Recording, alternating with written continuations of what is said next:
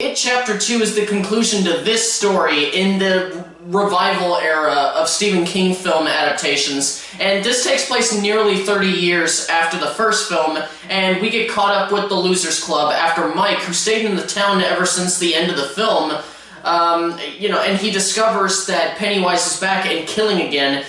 He calls up all of the Losers Club, or the rest of the Losers Club. They come back to Derry, and they must battle the Killer Clown once again. It feels like it wasn't long ago that I saw and reviewed that movie on this channel, the first It movie, with my, at the time, girlfriend, who is now my wife. Oh god, I remember when I wanted to make my videos as long as possible, and now I'm just like, I don't have time for that at all. And I loved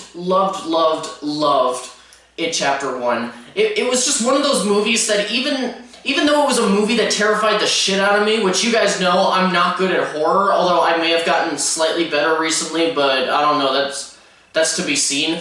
But it was one of those movies that terrified the shit out of me, and yet I still felt the urge to go see it. Right after the first showing, I didn't want to see it again because of how terrifying it was, and then I ended up seeing it like 2 other times the next week. And it was thanks to a great cast of child actors, wonderful direction, unique and memorable horror sequences, and, of course, Bill Skarsgård as Pennywise the Dancing Clown was just amazing. I'll get into my thoughts on him a little bit later. And so, It Chapter 2 was obviously going to be one of my most anticipated movies of 2019, same for my wife because of how much we loved it. And I'm not sure if I mentioned this in the first video that I did on It Chapter 1, because I think that was a little over 2 years ago when I did that, and I honestly can't recall most of the stuff that I said in detail, but I've been a fan of the IP of It by Stephen King ever since I was in high school. I read the entire book, and for the majority of part, loved it. I mean, I of course had issues with the adult section not being as interesting or even as compelling as the kids section, and of course all the weird stuff in the books that I really don't want to get into, just in case you haven't read the book. But I kind of want to say like a keyword, like, I don't know, turtle? But yeah, all the weird parts, especially involving the origins of the monster in the book, and and then in the miniseries, I had the same issue with the difference between the kid part and the adult part, where the adult part just wasn't as interesting to me, but I still enjoyed it overall. My enjoyment of it has decreased as I've gotten older, but I still think Tim Curry's performance is iconic for a reason. And I'll touch a little bit more on that when it comes up later. Alright, so before I get into my thoughts on the film, I want to throw out my normal disclaimer, and this is going to be a little bit sloppy probably, because I haven't done it in a while, so let's just try.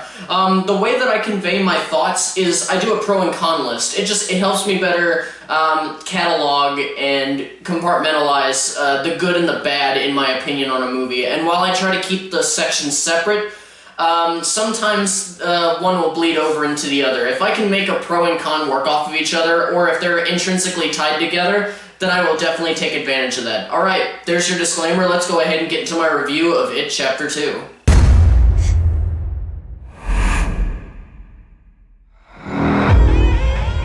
Hello. First off, once again, the main reason to see this movie is Bill Skarsgård as Pennywise. As iconic as Tim Curry's performance is, I've got to say that between It Chapter 1 and Chapter 2, Skarsgård's personally my favorite Pennywise. I think he's done the best. Now, I know that there have only been 2 on-screen portrayals, so it's not really, it's not exactly odd or really big to say, like, oh, I prefer this one over this other one because no others exist. And on top of that, I know that there are some of you, hell, many of you, who hear me say that I prefer Bill Skarsgård over Tim Curry, who's already an iconic person as is without Pennywise. They hear me and they think, ah, you heretic! But that's my honest opinion. I think he's the best. He's just super creepy with his entire performance. Plus, he's kind of he kind of has an up on anyone who has played and perhaps will play Pennywise in the future simply because of that smile of his and that lazy eye that he quote can kind of control. And as for the rest of the main cast, for me, I thought that all of the adult losers were a strong casting if we were meant to believe that they are the later versions of the children that we fell in love with in the first film. They did such a great job making us believe that, and it took a little bit for me to get it with James McAvoy, but they decided to do this. It was due to this narrative choice made early on and some things that occurred later that really made him feel like he was indeed the grown-up Bill. And everyone else did a fantastic job. Jessica Chastain as Beverly, Jay Ryan as Ben, Isaiah Mustafa, aka the Old Spice guy, as I'm blanking on the name. Oh, Mike. I don't know why I was blanking on that, but yeah, I say Old Spice guy because obviously everybody remembers him as the Old Spice guy. We made an oath. Hello, ladies. Look at your man. Now back to me. Now back at your man. Now back to me. And of course, one of my favorite performances in the movie was James Ranscombe, I believe his name is pronounced, as the grown-up Eddie. But the definite highlight of the losers is it's obviously Bill Hader. We always knew it was going to be Bill Hader, surprisingly. He probably had the best character arc, despite the fact that you could see where they were going to a mile away. And he was extremely funny, as you'd expect from somebody playing Richie, and as you'd expect from a Saturday Night Live alum. And for my last pro before I get into the cons, although this is gonna help kick them off, one thing that I enjoyed about this movie was in the way that Pennywise continued to strike fear into the Losers Club. For many of the losers, their fears weren't exactly the same. They were either newer, more adult fears, or they were the same fears that just changed, adapted, and manifested over time, and maybe got even worse than they were when they were children. And those were the better horror sequences, even though they weren't particularly scary, which is something that the first film has over this film. The first film was way scarier. I don't know if it's just because I'm getting over my everything scares me in horror movie shtick a little bit, or if some of the sequences just weren't particularly terrifying or unpredictable in this movie, because I ended up predicting quite a few of the scares that just randomly showed up. But I definitely didn't enjoy the film as much as I wanted to in that department. And back to the loser's fear, sadly there is some copy and pasting with some of them. Like Eddie, for instance, who when he was a kid was afraid of germs. So Pennywise would take the form of a leper to scare him. And later in life, it's just the same fear. It wasn't terrifying this time for it to be a leper. And now I'm not saying that that's unusual for somebody to still have germophobia later in life, not at all. I'm just expressing that I wish they had played with it a little bit more than just in the same way that it was tackled in the first film. And now we're going into pretty much just the negatives. This is a long-ass movie, clocking in at nearly 2 hours and 50 minutes, so a little under 3 hours. And there are many scenes in this movie that are either straight up boring, or they just last a little too long, or even way too long, and at many points I was just wishing that the end was coming a lot quicker than it was. And many of the issues with the pacing stem from the fact that the story just bounces back and forth between past and present, showcasing these scenes from their childhood that occurred during the first film's timeline, but we never actually ended up seeing in the first film. And speaking of the bouncing around to the past occasionally, that part bothered me the most about the movie. Actually comes from these scenes, and it's in the visual effects, a technical choice. Now, the visuals overall are outstanding. There's no doubt about that, like in the first film, but there's one bit that actually didn't work for me, and it's because during the filming of Chapter 2, obviously some of the kids had gotten naturally older, and they had to de-age them a little bit, and I understand it because these scenes are supposedly in the same time period as the first film, and many of these kids have grown up, and it's physically impossible to not notice for a couple of these. But I have to call it like I see it. The de-aging did not work for these kids too much. A couple of them, for a couple of them it wasn't as noticeable, like Ben. It looked like there may be something there, but I wasn't exactly sure, because it was like, okay, this is fine. But the most noticeable and honestly most eyesore of the de-aging in this film was done on Finn Wolfhard, and it was extremely distracting for me. It was so bad that looking back on how I'd verbally grown in a painful way whenever he'd show up, I find it kind of funny.